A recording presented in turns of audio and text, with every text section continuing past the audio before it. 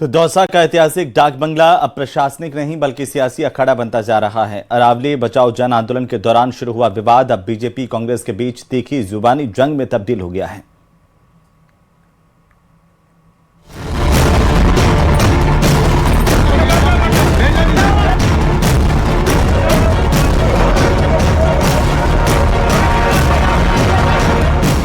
डाक बंगला बना सियासी अखाड़ा।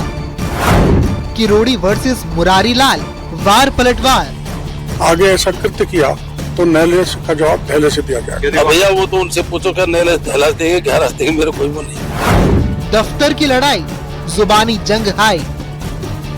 दौसा डाक बंगले में ताला बंद होने और ताला तोड़ने के प्रयास का मामला पूरी तरह सियासी रंग ले चुका है। विवाद के अगले ही दिन कृषि मंत्री डॉक्टर किरोड़ी लाल मीणा पहली बार डाक बंगला पहुंचे और घटनाक्रम को लेकर कड़ा रुख अपनाया। मीडिया से बातचीत में मंत्री किरोड़ी लाल मीणा ने साफ कहा कि डाक बंगला सरकारी संपत्ति है और वहां किसी भी तरह की तोड़फोड़ बर्दाश्त नहीं की जाएगी। उन्होंने कहा कि सरकारी योजनाओं के पोस्टर और प्रधानमंत्री के चित्रों का अपमान गंभीर विषय है। हरकत की है वो किसी भी तरह उसको सहन नहीं किया जा सकता। विधायक बनाया है, उपचुनाव जीत गए तो इसका मतलब नहीं है कि आप अहंकार में और देश के प्रधानमंत्री को अपमानित करें। उनके जो चित्र थे, उनके जो लगे हुए फोटो थे, सरकार की केंद्र की योजनाएं थी जिसमें राज्य सरकार की योजना का बखान है, उनको फाड़ दें, पैरों के नीचे डाल दें, लात मारें, ये अत्यंत ही चिंता का विषय है।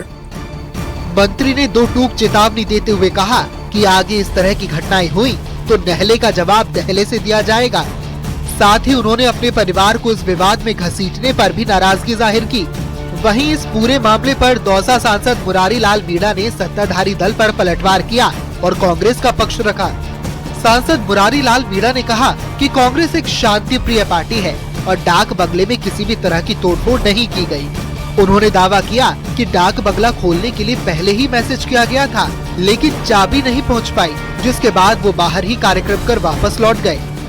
ऐसा पहली बात तो क्या है कि हम शांति प्रिय आदमी, हमारी कांग्रेस हमारी पार्टी है। मैं भी बैठा था, हमने फोन किए थे, हमने फोन किया था डाक बंगला खोल दो, तो मेरे को टेलीफोन में मैसेज दिया कि चाबी लेके कोई अधिकारी था नहीं।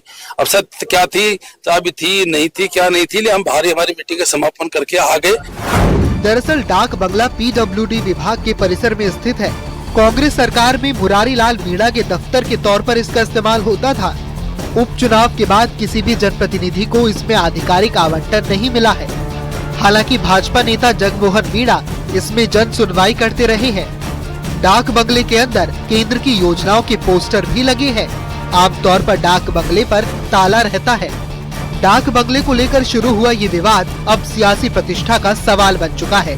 बयानबाजी तेज है और दौसा की राजनीति पूरी तरह गरमा गई है। देखना होगा कि प्रशासनिक जांच और सियासी टकराव का ये मामला आगे किस मोड़ पर पहुंचता है।